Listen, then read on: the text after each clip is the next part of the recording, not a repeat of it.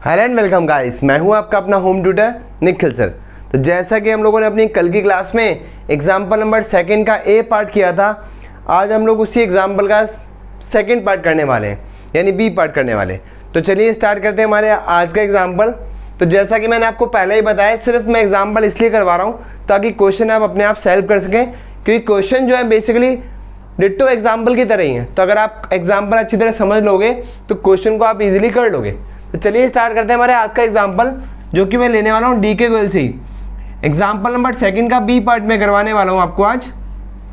तो जिन लोगों के पास DK गोयल बुक नहीं है उनके लिए ऑलमोस्ट क्वेश्चन ही मैंने बोर्ड पे लिख लिया है। तो चलिए स्टार्ट करते हैं हमारा आज का क्वेश्चन हम लोग पढ़ना। क्वेश्चन बोलता है कि 3 पार्टनर है A, B एंड C, जिनका कि प्रॉफिट शेयरिंग रेशियो पहले था 3:2:1। अब ये तीनों पार्टनर चाहते हैं कि हमारे पास एक नया पार्टनर बिजनेस में एडमिट हो जाए, जिसको कि वो पार्टनर 1/8 शेयर ऑफ प्रॉफिट का देने वाले हैं।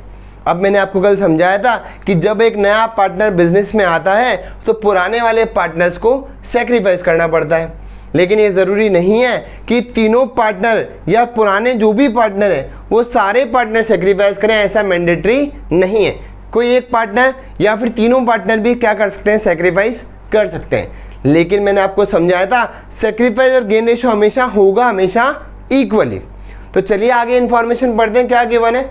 आगे क्वेश्चन में बोलता है कि D 1/8 शेयर के लिए आ रहा है, बट आगे कंडीशन गिवन है which he acquires 1/16 from B and 1/16 from C। यहाँ विच ही एक्वायर्स का मतलब क्या है कि विच D यानी नया पार्टनर जो एक्वायर कर रहा है अपना शेयर, वो 1/16 तो किससे मांग रहा है, B से, और 1/16 किससे मांग रहा है, C से। इसका मतलब वापस वही केस आ गया कि D जो है वो अपनी दादागिरी चला रहा है। D बोल रहा है कि मुझे सिर्फ सेक्रीफाइस जो करवाना है वो B और C से करवाना है, A को वो छोड़ रहा है कि A से कुछ भी सेक्रीफाइस नहीं करवाना उसको। अब उन्होंने उसका बेसिकली जो भी टर्म्स एंड कंडीशन है वो मान लिया, तो वो बिजनेस में पार्टनर बन जाएगा। तो अब हम लोग देखते हैं कि जो D को 1/8 शेयर मिलने वाला है वो B से कितना ले रहा है, 1/16, और C से भी कितना ले रहा है, 1/16। अब आप एक चीज़ ध्यान रखिए, मैंने आपको कल भी बताया था, हमें सिर्फ और सिर्फ फोकस किस पे करना है, सेक्रीफाइस रेशियो पे।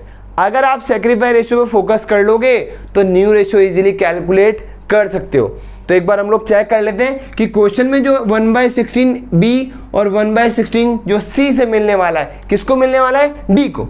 तो उसका कैलकुलेशन देखें कि D को जो शेयर मिलने वाला है वो सिर्फ किससे मिलेगा, B से और C से, यानी B और C जो सेक्रीफाइस करेंगे वो किसको मिल जाएगा, D को मिल जाएगा। A यहाँ पे कोई भी सेक्रीफाइस नहीं कर रहा है, तो जो A का पहले शेयर था, A का पहले शेयर कितना था, 3/6, वही क्या रह जाएगा, उसका नया शेयर रह जाएगा। तो चलिए देखते हैं हम लोग। तो B जो है बेसिकली उससे कितना सेक्रीफाइस करने को बोला था, 1/16 तो B से ले रहा था और 1/16 ही C से ले रहा था। अगर मैं इसको सॉल्व करूं तो एलसीएम कितना दिख रहा है आपको, 16 आ जाएगा। 1 + 1 कितना हो गया, 2 हो गया।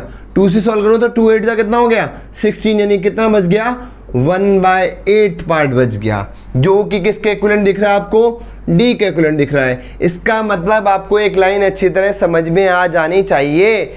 मैंने बताया था ये क्वेश्चन है अप्लाइड क्वेश्चन से, जैसा ऐसा क्वेश्चन में बोलेगा वैसा वैसा हमें करके देखना पड़ेगा। तो सबसे पहले मैंने क्या कर लिया, मैंने ये देखा कि क्या ये जो क्वेश्चन में रेशियो गिवन है, क्या यही सेक्रीफाइस रेशियो है। हाँ बिल्कुल।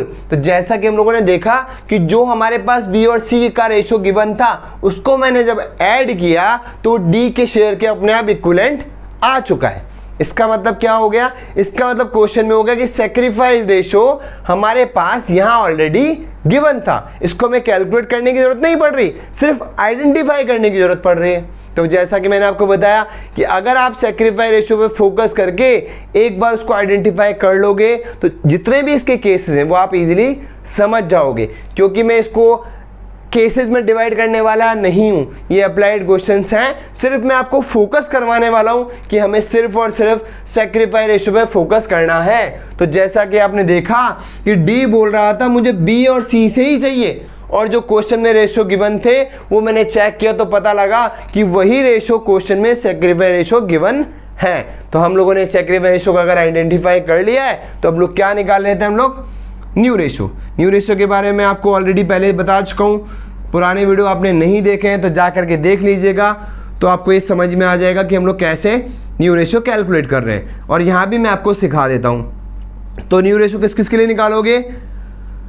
केवल बी और सी के लिए, क्योंकि ए का जो रेशो था हमारे पास वो तो पहले भी क्या था 3/6 और बाद में भी क्या आने वाला है 3/6। क्यों? क्योंकि ए तो यहाँ पे सेक्रीफाइस नहीं कर रहा, तो ए के शेयर्स पे कोई फर्क नहीं पड़ने वाला। तो ए का तो मैंने ऑलरेडी लिख लिया और बी और सी का निकाल लेता हूँ। और डी का निकालने की ज़रूरत भी नहीं है। डी कितने पार्ट के लिए आ रहा है? 1/8 पार्ट के लिए आ रहा है। तो सिर्फ बी और सी का निकाल लूँ मैं न्यू रेशो। तो चलिए कैलकुलेट कर लेते हैं। सबसे पहले क्या करना है, मुझे ओल्ड रेशो लिखना है। मैं बी और सी का ओल्ड रेशो निकाल लूँ। क्वेश्चन में गिवन है बी का कितना दिख रहा है आपको 2 डिवाइड बाय तीनों का टोटल कितना हो गया 2/6। इसी तरह सी का देख लेता हूँ। सी का कितना है यहाँ पे 1/6। ये तो मैंने क्या लिख लिया दोनों के ओल्ड रेशो। माइनस का साइन लगा देता हूँ। फिर हमारे पास focus one and only sacrifice ratio, जो कि हम लोगों ने देख लिया कि ये रेशो क्वेश्चन में गिवन जो थे वही सैक्रिफाइस रेशो हैं। तो माइनस कर लेता हूँ 1/16 इसमें से और 1/16 इसमें से। अब आप इसका एलसीएम ले लीजिएगा। इसका एलसीएम कितना आ रहा है 48। मल्टीप्लाई कर लेते हैं। 8 6 जा कितना होता है 48 और 8 2 जा कितना हो गया 16 माइनस 16 3 जा कितना हो गया 48। तो कितना आएगा यहाँ पे 3 × 1 करोगे तो कितना आ जाएगा 3 आ जाएगा। उसके बाद नेक्स्ट इसका निकाल लेते हैं सी का। इसका एलसीएम भी कितना दिखेगा 48। मल्टीप्लाई करें वो 8 6 जा 48 और 8 1 जा कितना हो गया 8 आ गया और 16 3 जा 48। तो माइनस का कितना आ जाएगा 3 1 जा 3 आ जाएगा। इसको सॉल्व कर लेते हैं। 16 में से 3 माइनस करो कितना बचेगा 13/48। इसको सॉल्व कर लेते हैं। 8 - 3 कितना बचेगा 5/48। तो हमने बी का भी निकाल लिया न्यू रेशो, सी का भी निकाल लिया। लेकिन क्योंकि अभी सभी के जो डिनोमिनेशन है वो इक्विवेलेंट नहीं है, तो मैंने आपको समझाया था कुछ को इक्विवेलेंट पहले आपको करना पड़ेगा। तो ए बी सी डी का न्यू रेशो निकाल लेते हैं हम लोग। क्या आ गए? तो ये आ गया हमारे पास A B C and D का न्यू रेशो।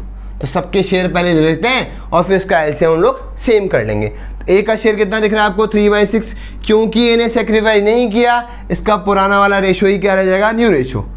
बी का कितना है मेरे पास 13/48। सी का कितना कैलकुलेट किया मैंने 5/48 और डी का ऑलरेडी मेरे पास पता है मुझे शेयर कितना है 1/8।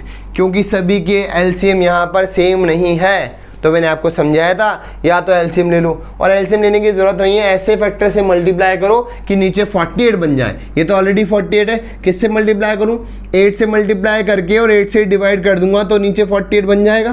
बोलो 8 से 8 कैंसिल आउट हो जाएगा, तो इसका कोई फर्क पड़ना चाहिए नहीं पड़ना चाहिए। तो 8 6 जा कितना हो गया 48, तो इसका एलसीएम 48 बन गया। इनका 48 ऑलरेडी है, इसको किससे मल्टीप्लाई करूँ, इसको 6 से मल्टीप्लाई कर लेता हूँ और 6 से क्या कर लेता हूँ मैं डिवाइड कर लेता हूँ। तो कितना हो जाएगा ये भी 48। तो नया रेशो आपको क्या दिख रहा है ए बी सी डी का, देख लेता हूँ मैं।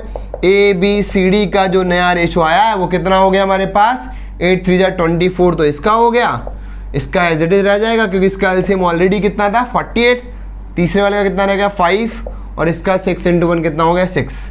तो हमारे पास नया रेशो क्या आ गया ए बी सी डी का 24:13:5:6। और सेक्रीफाइस रेशो पूछे तो सिर्फ बी और सी सेक्रीफाइस कर रहे हैं और जो रेशो गिवन थे वही क्वेश्चन में सेक्रीफाइस रेशो थे, ये हम लोगों ने देख लिया इस तरह से। तो सबसे पहले मैंने आपको समझाया कि अगर आप फोकस करोगे सेक्रीफाइस रेशो पे तो सारे केसेस आपके इजीली सॉल्व हो जाएंगे। इसको केसेस में बिल्कुल डिवाइड करके नहीं देखना है, सिर्फ अप्लाइड क्वेश्चन की तरह देखोगे, सेक्रीफाइस रेशो पे फोकस कर लोगे तो आपका क्वेश्चन इजीली सॉल्व हो जाएगा। तो जैसा कि आपने देखा ये बिल्कुल भी टिपिकल नहीं है, अगर आप मेरे वाले मेथड से चलोगे तो कभी कंफ्यूज भी नहीं होगे। तो चलिए मिलते हैं हम लोग एक अगले क्वेश्चन के साथ हमारी अगली क्लास में।